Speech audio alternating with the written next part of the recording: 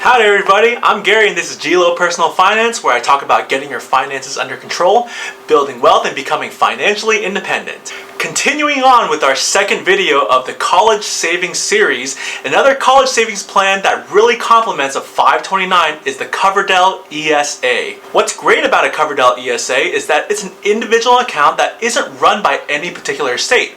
So if you're in a state that doesn't benefit from state tax benefits from using a 529, a Coverdell ESA could be the right account for you. So let's get started.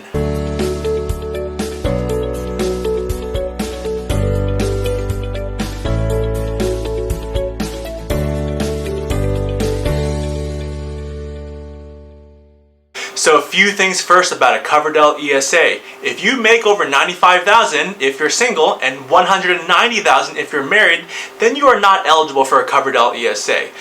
And if you are eligible for a Coverdell ESA, you do have a limit of $2,000 to contribute to that ESA. But a fun fact is, even though you are over the income limit, you are able to gift the money to your child and then you can make the contribution on their own account. You need to consult your tax professional for this move though. So just like the 529, federally the earnings you get from the contributions can be used tax-free if used for qualified educational purposes. Go ahead and check out my last video for what counts as qualified educational expenses. So what sets the Coverdell and 529 apart? There are three main differences I want to cover. First thing is the Coverdell, you can only contribute up until the beneficiary is 18, and all money has to be used by the time they turn 30. A 529, however, there are no such age restrictions. The second main difference is the freedom of a Coverdell versus a 529 in investment picks. The investments you get to choose in a Coverdell are very broad. You want to invest in individual stocks? Go for it. You want to invest in ETFs? Go for it. A 529, however, are run by states, so you have to invest in the funds that are chosen by that specific state. And the third and last main difference between a Coverdell ESA and a 529, a Coverdell is owned by your beneficiary.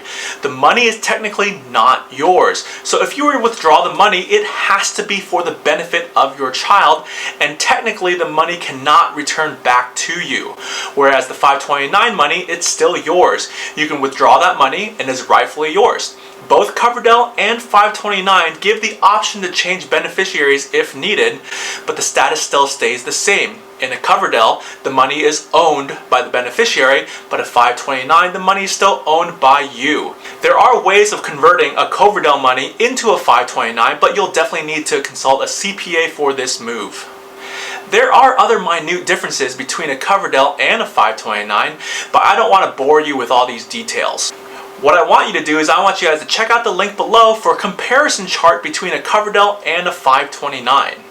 So here's the thing, you don't have to choose one or the other. You can actually do a combination of both, as both are great complements of each other. Every family is different though, so a 529 might match family Smith's needs, a Coverdell ESA might match family Howard's needs, and a combination of Coverdell and 529 might match family Bowen's needs. So you have to look up these products yourself and discuss with a financial planner or tax professional, or do lots of studying on your own, about what is the best route for your specific family. Is it one, the other, or a combination of both? So I hope y'all have learned something from my two-part series of saving for higher education. Make interest work on your side by saving early and letting your money grow.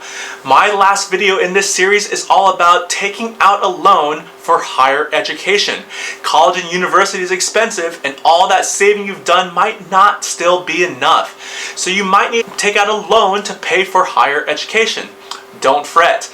My next video will talk about what is a loan, how to pay it off, and not letting your loan take over your life. So you want to stay tuned for that. Click on the links down below for more wealth building strategies and pick up an amazing shirt in the color of your choice. Please help me demolish that like button, as it really helps out the channel. Y'all stay safe out there, and I'll see y'all next time.